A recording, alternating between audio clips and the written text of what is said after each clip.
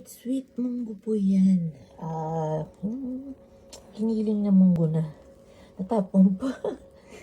Ayan po, napadami. Bigla siya umapaw, honti lang po siya, bigla siya umapaw. Pero wala po akong nilagay dyan na, depende sa pag-mix mo. Ayun, tsaka ako ituturo sa inyo bakit naging ganyan ang, sa pag-mix po. Ayan, later.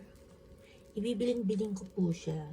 Aayusin ko para masarap po yan pag marami pang butter. Kaya kahit wala pong palaman, ang sarap na po siya. Wala na po kayo ilalagay na syrup or matamis. Okay na po.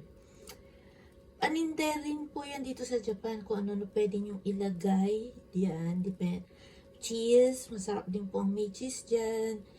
May cheese na rin po yan, nilagay mozzarella cheese. Ayan, depende po sa inyo kung ano yung ilalagay nyo pang papatamis.